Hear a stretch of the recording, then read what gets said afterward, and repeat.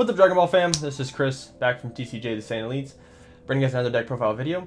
And today is going to be a post-anniversary box deck update for the Kid-Ku leader.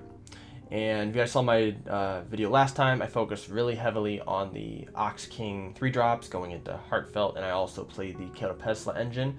Well, we've kind of kept the Ox King stuff, but we've changed everything else to kind of correlate with the new anniversary cards that really seem to help this leader out a lot. So make sure you guys like and subscribe. Let me know what you guys think of the deck idea. Comment down below, hit that bell for all notifications, and we'll get right into the deck profile. So with the Kid-Ku leader, the idea of this leader is you draw, and draw because you get to use your 4-star ball reveal ability. Reveal it, draw a card, gain 5k on this side, and then if you're at 6 life and you have a skillless in the drop area, you can actually awaken, which then you'll draw one and restand one, or you can do it at 4 life.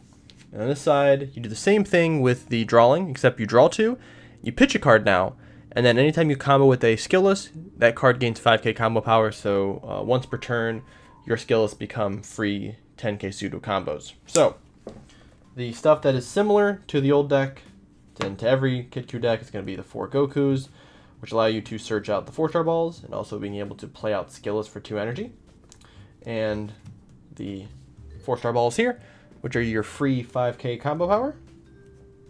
Now, one of the new anniversary cards that is super good is the Son Goku and Vegeta Jr.'s Saiyan Saiyans, I think is what it's called? Saiyan Saiyans. So this is a, one doesn't have to be anything, just as a one specific cost. You have to pay 1 for it at least. And this has 3 different effects. So you have a +1, you have a -1, and you have a -2. So the -1 states choose this card in all of your skillless battle cards and then get 5k for the turn. So this is a crazy boost. You play it for 1, you +1, and then any skills cards you have on the board go up in 5k, and then this card becomes a 15k. So on your first turn, you can throw this down, +1, even if you don't have any skills cards on board, because this card still gets 5k, and then you swing with the 15k card. The second one, you -1, you choose 2 skillless with energy cost of 1 from your deck or your drop and play them. This is really good. If you play this out for 3 energy, you can -1, take off a marker, play 2 battle cards, and now you have 3 10k battle cards on board. It's extreme amount of pressure. Then you also have a -2 where you can shuffle 2 skillless back into your deck, and then you get to draw 2. So either way, this card has a ton of versatility with it. Probably, I guess right now would be the best black Unison in the game, unless you're playing Vegex. But I think this is probably the best one so far that we've seen. So we run 4 of these. For the 1-drop skillless, we got 4 of the red Son Gokus, 1 Kawaii, and 3 of the Ganos. So that gives us a total of 8. I ran the weird split because I didn't have 4 Ganos, I only had 3, so we just run that one. Another Draftbox Universe 4 card. So we run 8 skillless total. I run 2 of the Burly Brawler Nick. So this is it's one of those really cheap Draftbox cards that came out, Draftbox 5, and a lot of people were looking at it. It's like, this card, it's plays for skillless. No one plays skillless, so it's whatever. It's garbage. It's a decent card for 2 energy. When this card is played, during this card's turn, it gets 5k and can attack battle cards in active mode. So that's cool. So you have a 15k that can swing at battle cards in active mode. So you can swing at blockers, or some small 5ks that you want, or like small 1-drop 5k cards that you want to get rid of. When this card is KO'd, you get to choose 1 skillless battle card with energy cost of 1 from your drop and play it. So any of these, we get to play out for free. So if we play this, we swing 15, they remove it, dies, bring out a 10k. Not too bad. So we run 2 of those, and 1 of the Feral Strikes. This one I think is better, but I only have 1 for some reason. Even though I got like 2, like not what I got 2 draft boxes, and I only got 1 of these, which is strange because it's an uncommon. But when you play this, you get to play a skillless 1-drop from your drop area, and this card gets crit, so it's a 2-drop that gets crit and plays out of 10k. So this card develops 2 swings for you. The Brawler develops 2 swings for you if it dies. So they're just both very interesting pressure pieces. Just allows you to keep something on board. The other Draftbox card, not Draftbox card, I'm sorry. The other anniversary card that makes Kid-Ku much better is the Kid-Ku and Aider card, Bonds of Battle. So it's a 2-drop. This card, when this card's in the battle area, this card and all of your skills can be comboed in rest mode. So if you swing with all of your 10Ks and this card's still in the field, you can combo with your 10Ks, even if they're in rest mode. So those cards are never dead. That's really good effect.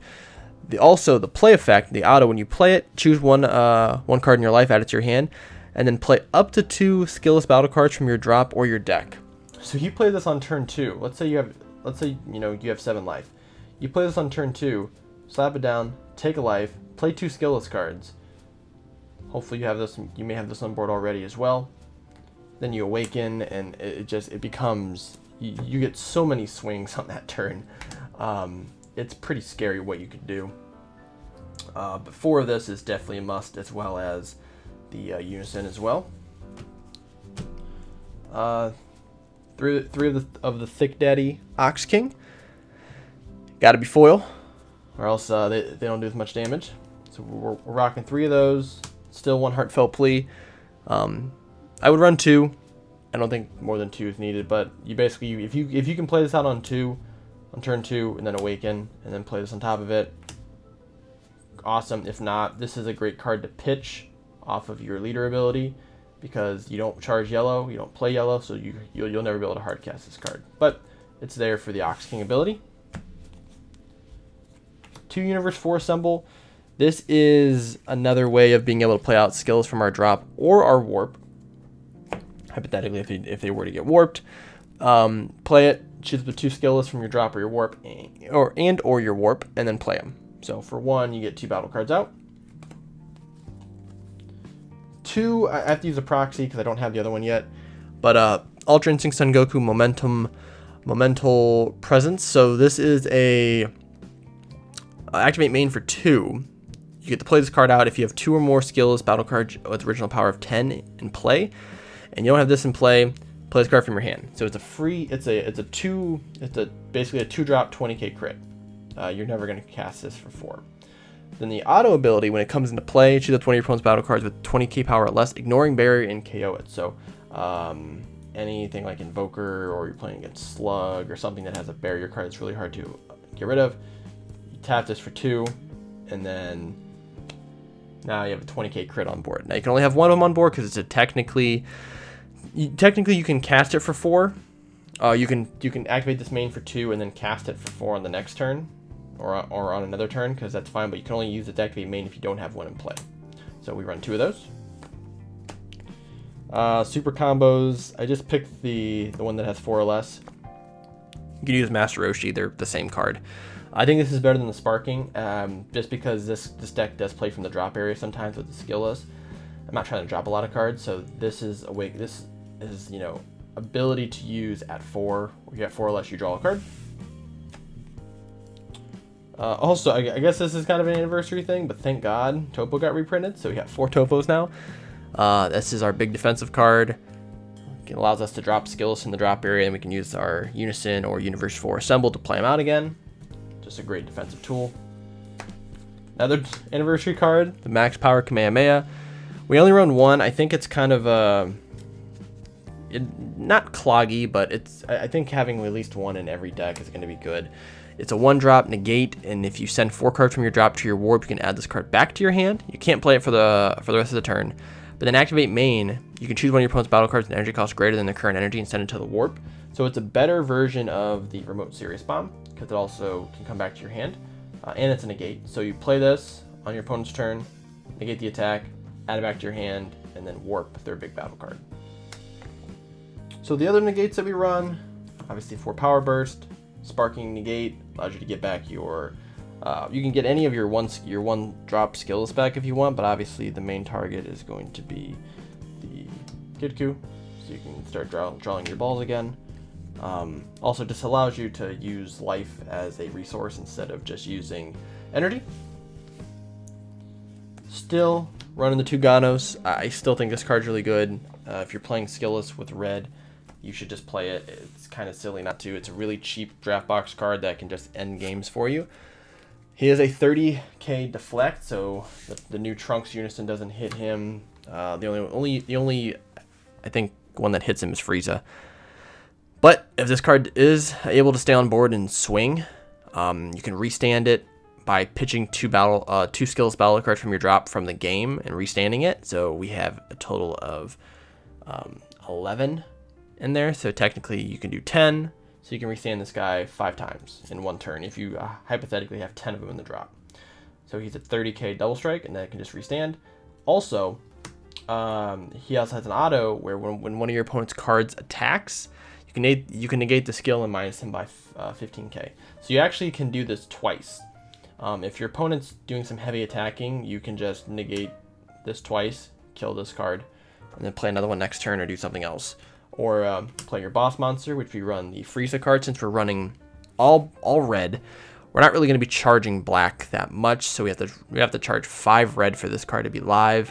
But when we are at 2 or less life, this card becomes a 5-drop. You play it, opponent reveals their hand, you choose 1 card in their hand, put in the drop, choose all their battle cards, 40k or less, ignoring barrier, and KO them. And then this is a 40k quad strike, so probably in the game on the swing. So super strong SCR. So that is the new edition of the skillless Kid-Ku deck. Let me know what you guys think. So far my best version of the deck. I can't wait to get some gameplay of this deck out. I want to see how quickly I can swarm the board on certain matchups. We shall see. But until next time, guys, make sure you like and subscribe. See you guys in the next video.